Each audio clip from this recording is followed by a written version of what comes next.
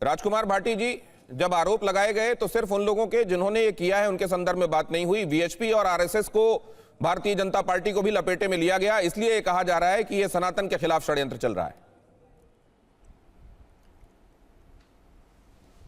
Doctor संगीत रागी को ये पता है कि हिंदू आस्था की लड़ाई, हिंदू अस्मिता की लड़ाई, हिंदू स्वाभिमान की लड़ाई किसने लड़ी, लेकिन डॉक्टर संगीत रागी को ये पता नहीं है कि प्रभु राम के खजाने में डाका किसने डाला।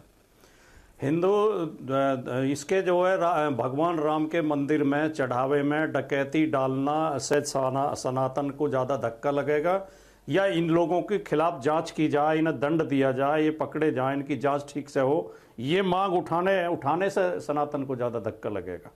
जो ये बात कर रहे हैं कि आरएसएस तो ये चाहती है और वो चाहती है और भारतीय जनता पार्टी पे क्यों प्रश्न उठा रहे हो, ये जितने लोग ट्रस्ट में हैं सब आरएसएस के ही तो लोग हैं। विश्व हिंदू परिषद किसकी ब्रांच है? आरएसएस की तो ब्रांच है। जब 5 जून को अविनाश शुक्ला के घर पे चंपत राय जी पुलिस लेके पहुंचे थे, वह दबिश डाली गई थी, वहां से 80 लाख रुपए बरामद हुए थे, जो अब बाद में एसआईटी भी मान रही है, और आलोक जी ने भी, जो विश्व हिंदू परिषद के अंतर्राष्ट्रीय अध्यक्ष हैं, उन्होंने भी मान लिया। उनसे जब पत्रकारों ने सवाल पूछा कि वो पैसा कहाँ गया, तो उन्होंने कहा वो ट्रस्ट की प्रॉपर्टी थी, ट्रस्ट को लौटा दी। तो जब 5 तारीख को चोरी का माल मिल गया था और चोर की पता लग गया था, तो 25 तारीख तक एफआईआर क्यों नहीं हुई? और ये 8 तारीख को चंपत राय जी ये क्यों कह रहे थे कि कोई उल्लेखनीय बात नहीं हुई है? संदेह इसलिए पैदा होता है कि लगातार चोरी को दबाने का प्रयास क्यों किया जा रहा था, चोरों को बचाने का प्रयास क्यों किया जा रहा था। बिना एफआईआर के कौन सी एसआईटी गठित होती है? आज तक आपने कहीं आपराधिक इतिहास में देखा है भारतवर्ष में कि बिना एफआईआर के आपने की गठन होता? इस पर तो हम लोग लगातार, एफआईआर में देरी की गई, गिरफ्तारी में देरी की गई। राजकुमार भाटी जी, इस पर तो लगातार चर्चा हो रही है। आपने एफआईआर में देरी की। मैं आपकी बात लेकर जा रहा हूं। आपने एक महत्वपूर्ण बात बीच में कही है, मुझे लगता है वो खो ना जाए। दिनेश जी एक लाइन मैं संगीत रागी जी के पास लेकर उसको जाना चाहता हूं। अगर विनोद बंसल हमारे साथ जुड़ गए तो कृपया बताइएगा, उस समय वो दिखाई नहीं देते। आपने एक बात कही कि ये कौन है जो ट्रस्ट में बैठे हुए लोग हैं, ये वीएचपी और आरएसएस के लोग हैं। तो अगर ये लोग उसमें शामिल पाए जा रहे हैं तो क्यों ना इन संगठनों की तरफ भी उंगली उठेगी? संगीत रागी जी, 2 बातें। देखिए, राजकुमार भाटी जी का एक ट्वीट मैंने पढ़ा था, उन्होंने कहा कि 25% जो लोग गिरफ्तार हो हैं वो पीडीए के लोगों का भी कंट्रीब्यूशन है। तो आप सोच सकते हैं कि समाजवादी पार्टी की मानसिकता कैसी है। दूसरी बात, जैसे ही एसआईटी गठित हुई थी, अखिलेश यादव का आप बयान देखिएगा। अखिलेश यादव कहते हैं अब साधु सन्यासियों की जो इन्वेस्टिगेशन होगा वो क्या ये पुलिस अधिकारी करेंगे? अरे मंदिर के अंदर बैठ जाओ, चुपचाप आंख बंद कर लो और कहो कि जो जो पैसा ले गया है, हड़प्पा है या चोरी किया है, वो जमा कर दो, बात हो रफा दफा करो, मामला खत्म करो यहीं पे। ये अखिलेश यादव का बयान है। तीसरी बात, देखिए इसमें कोई दो राय नहीं कि जो भी पार्टी सत्ता में होती है अपने विचार परिवार से ही लोगों को ट्रस्ट में जमा। अब माखनलाल फोतेदार को कैसे, कौन सा ऐसा बड़े धार्मिक थे जिनको जाकर के वैष्णो देवी ट्रस्ट में जमा कर दिया गया था? लेकिन जब वैष्णो देवी ट्रस्ट में घपले की बात आई थी तो क्या कांग्रेस पार्टी को बदनामी किया गया था? तिरुपति के अंदर किनको हुआ था? सबरीमला के अंदर। तो ये अब क्योंकि विनोद बंसल जी हमारे साथ जुड़ गए, उनके जो मेरा कहना है कि जो इंडिविजुअल है, आप इंडिविजुअल को टारगेट कीजिए, आप उससे जुड़े। लेकिन सर ये बताइए, तो अभी तक नहीं वीएचपी के उपाध्यक्ष है ना अभी भी? चंपत राय वीएचपी के उपाध्यक्ष पद पर अभी भी हैं सर।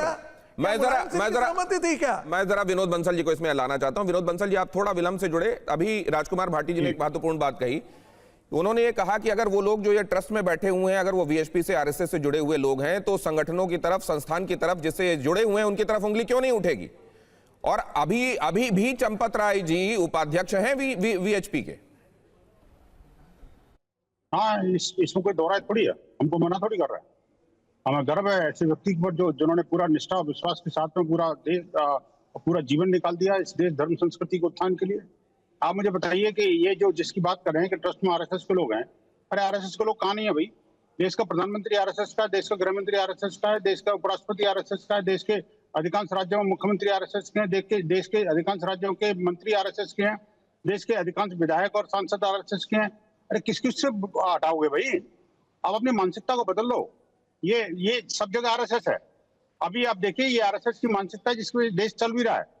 अगर आपके जैसे लोग होते हैं खाओ पियो और मौज करो, तो फिर नहीं चलता ये देश।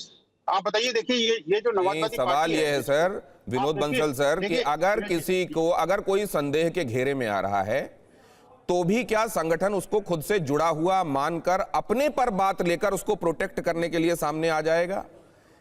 नहीं, हम किसी को प्रोटेक्ट नहीं कर रहे, नहीं है, प्रोटेक्ट नहीं कर रहे किसी को, नहीं आएगा। और क्या उस दौरान जब जांच पेंडिंग होगी तो क्या ये ठीक होगा? अगर आप कहते हैं कि एफिलिएशन इस तरीके से नहीं देखा जाना चाहिए, तो क्या उस दौरान उनको पद से अलग किया जाना भी ठीक होगा या उस समय उनका जुड़ा रहना ठीक होगा? और ये अगर जुड़ा रहना ठीक होगा तो ये प्रोटेक्ट करना नहीं होगा तो क्या होगा सर? देखिए, ये जांच एजेंसी तय करती है कि आखिरकार किसी का जुड़ा रहने से कोई जांच प्रभावित होती है कि नहीं होती। आपको याद होगा दिनेश जी, बहुत सारे मामलों में जब कोर्ट में मामला पेश होता है तो ये जांच एजेंसी कहती है कि नहीं, इसका अंदर रहना जरूरी है, इसका बाहर रहना जरूरी है, नहीं तो जांच प्रभावित होगी। क्या किसी जांच एजेंसी ने ऐसा कहा है क्या? नहीं। जब जांच सुचारू रूप से चल रही है, जो व्यक्ति जिसका नाम ये ले रहे हैं वो लगातार जांच में स्वयं शामिल है, जिसने खुद एसआईटी का गठन किया हो, जिसने खुद एफआईआर दर्ज कराई हो। विनोद जी, बात आपकी बिल्कुल सही है कि एजेंसीज को बात करनी चाहिए, लेकिन अगर 4-5 तारीख के छापे में जो सीजर है उसको 25-26 तारीख को दिखाया जा रहा है, अगर जो शुरुआत में लोग 8 अरेस्ट किए गए उनके लिए रिमांड के लिए कोशिशें नहीं की गई, शुरुआत में एफआईआर दर्ज नहीं हुई, 25 तारीख को एफआईआर इस मामले में दर्ज होती है, तो क्या संदेह की स्थितियां बनती हैं और लग सकता है लोगों को स्वाभाविक तौर पर क्या कि प्रोटेक्ट करने की कोशिशें हो रही हैं? नहीं दिनेश जी, ये जो है ना, ये जो इन्वेस्टिगेशन की प्रक्रिया का हिस्सा है। 5 तारीख को जो कुछ पकड़ा गया था वो 26 तारीख को रिकॉर्ड में दर्ज क्यों हुआ? क्योंकि एसआईटी उसके बाद बनी। जब एसआईटी बनी उसके बाद एफआईआर दर्ज हुई, तो उसमें सारी चीजें रिकॉर्डेड हो गई। आप मुझे बताइए कोई एम्बेजलमेंट है क्या? लेकिन मैं इनसे पूछना चाहता हूँ, आप जरा ये इनसे पूछिए कि आखिरकार ये जो ऑर्नामेंट की बात कर रहे थे कि चोरी हो गया, सारा चला गया, क्या मिला? ये माफी मांगेंगे क्या? आखिरकार इनके नेता जो सुरसा की तरह मुंह बनाकर कह रहे हैं कि ये चोरी हो गया, वो चोरी हो गया, 1000 करोड़ ठीक है।